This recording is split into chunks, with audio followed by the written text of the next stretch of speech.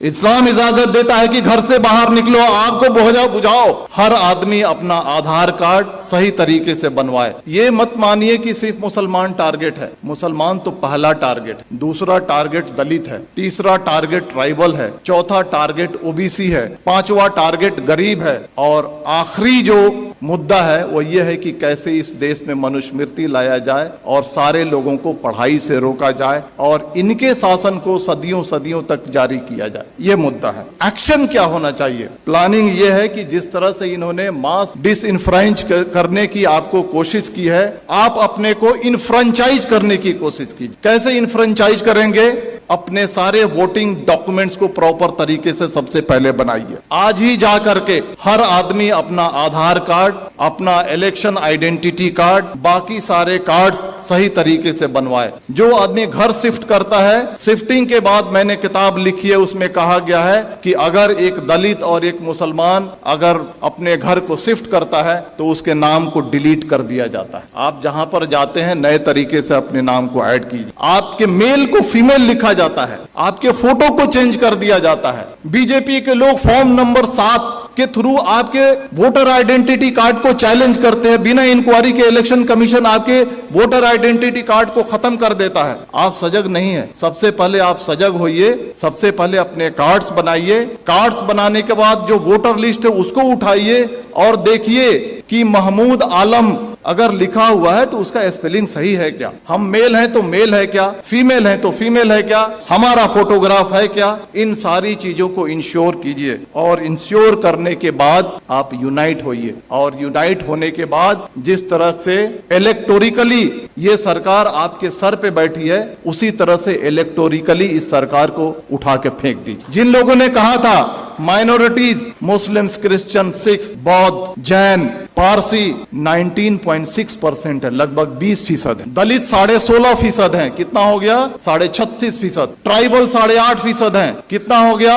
45% हो गया। अगर सेकुलर जो हमारे ओबीसी हैं और सेकुलर जो हमारे अपर कास्ट हैं, अगर इनको मिला दिया जाए तो हमारी तादाद 60 के ऊपर जाती है। और अगर हम चाह लें प्रॉपर तरीके से यूनाइट हो जाएं, प्रॉपर तरीके से अज़्म कर लें, प्रॉपर तरीके से साइलेंट रिवॉल्यूशन के लिए अगर हम तैयार हो जाएं तो इस सरकार को हम इलेक्टोरिकली उखाड़ फेंक सकते हैं। और इसके लिए आपको तैयार होने की जरूरत। तो मेरे कहने का मतलब है कि दोस्तों, ये जो सारी चीजें जो आपके सामने फैक्ट्स हो रही हैं, ये हिंसा नहीं है, ये मणिपुर नहीं है, ये कश्मीर नहीं है, ये यूसीसी नहीं है, ये सीएए नहीं है। ये एक ही है कि आपको मास स्केल पे कैसे डिसइंफ्रेंचाइज किया जाए, वोट देने के अधिकार से आपको कैसे वंचित किया जाए। इस बात को समझिए, अपने वोटिंग राइट्स को समझिए। आपकी इस देश में कदर और कीमत क्यों है?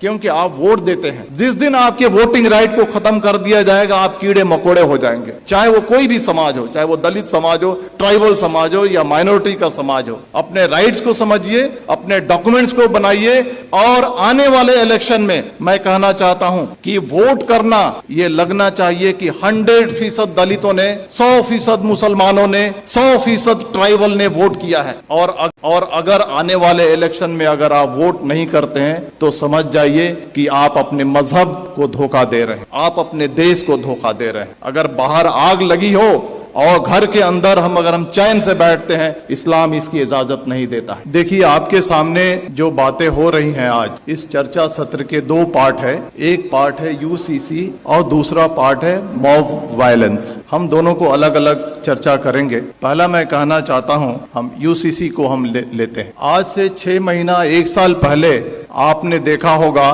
कि लव जिहाद और धर्मांतरण इस देश का सबसे पहला मुद्दा था। अलग अलग रियासतें अपने अपने रियासत में कानून बना रही थी। कर्नाटक की बीजेपी सरकार कानून अलग से बना रही है, मध्य प्रदेश की सरकार अलग से कानून बना रही है, हरियाणा की खट्टर सरकार अलग से कानून बना रही है, धामी सरकार अलग से कानून बना रही है, योगी सरकार अलग से कानून बना रही है। मैं आपको कहना चाहता हूं कि हिंदू, मुसलमान, सिख, ईसाई ये सारे राष्ट्रीय स्तर के मजहब हैं भारत में, अगर एक मजहब से धर्मांतरण करके अगर कोई दूसरे मजहब में जाता है, अगर सरकार को लगता है तो ये राष्ट्रीय समस्या होनी चाहिए, तो सरकार एक कानून बना करके इस समस्या को हल क्यों नहीं करती है? मल्टीपल स्टेट्स में मल्टीपल कानून क्यों बनते हैं? सरकार का मकसद है कि लव जिहाद और धर्मांतरण के जरिए जो हमारा जो सामाजिक स्पेस है उसको कम्युनलाइज किया जाए और जो इलेक्शन का जो माहौल है उसको पोलराइज किया जाए और पॉलिटिकल बेनिफिट उठाया जाए। तो बीजेपी का जो एजेंडा है, चाहे वो लव जिहाद हो,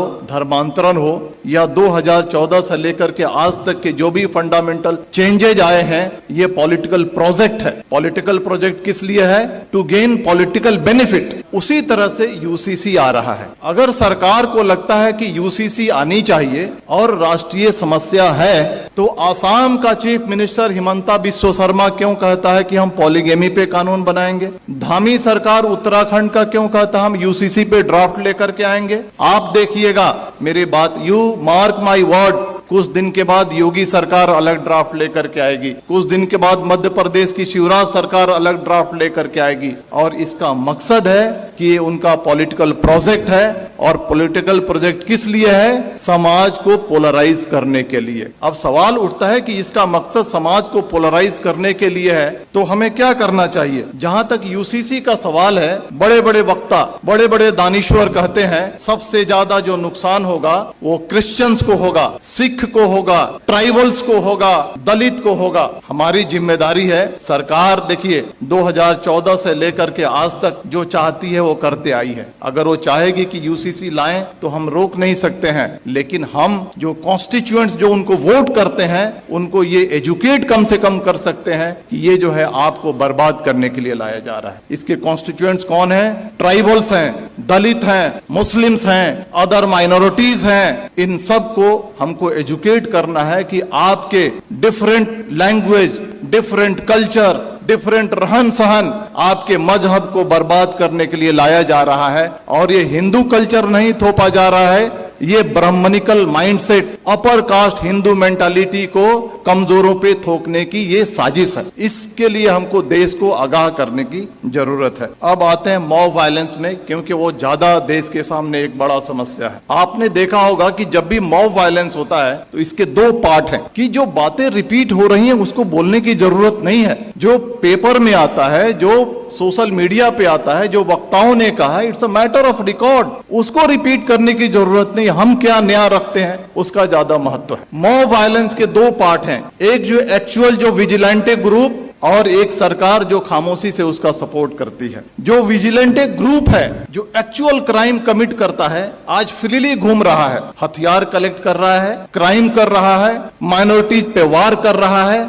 और उसको कोई छेड़ने वाला, कोई अरेस्ट करने वाला नहीं है। दूसरा जो पार्ट है आज की सरकार कितनी भी मॉब लिंचिंग हो जाए, मणिपुर हो जाए, नू हो जाए, पुन्हाना हो जाए, झिरका हो जाए, ट्रेन में फायरिंग हो जाए, दंगे हो जाए, सरकार जबान नहीं खोलने वाली है। सरकार चुप है। सरकार इज मेंटेनिंग साइलेंस। और साइलेंस को क्या कहा जाता है? साइलेंस को, खामोशी को रजामंदी कहा जाता है। सरकार वायलेंस को रजामंदी दे रही है। सरकार रजामंद है कि वायलेंस किया जाए। इसके दो पार्ट हैं, जो विजिलेंटे ग्रुप हैं और जो सरकार है, इनके मोटिव में फर्क है। जो विजिलेंटे ग्रुप है उनका मोटिव है कि हम जो कमजोर हैं उन पे हमला कर रहे हैं, उनको सबक सिखा रहे हैं, उनको तकलीफ में डाल रहे हैं, और बहुत खुश हैं कि तारीख में इन्हें हमको सताया था। ये बात सही है या गलत, इसकी अलग चर्चा की विषय है, लेकिन इन्होंने हमें तारीख में हमको तकलीफ दी थी, आज हम इनको तकलीफ दे रहे हैं। वो खुश है, वो इलिटरेट, कम पढ़ा लिखा आदमी जो विजिलेंटे ग्रुप है खुश है। लेकिन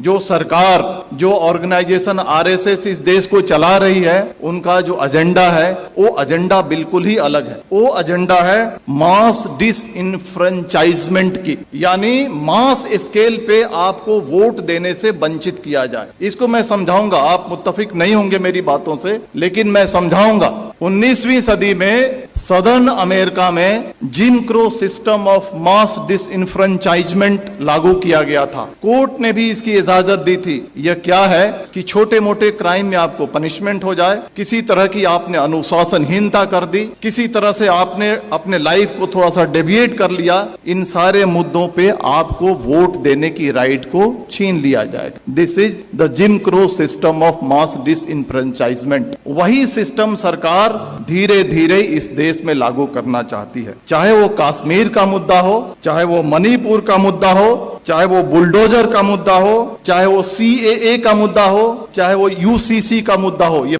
इस्लाम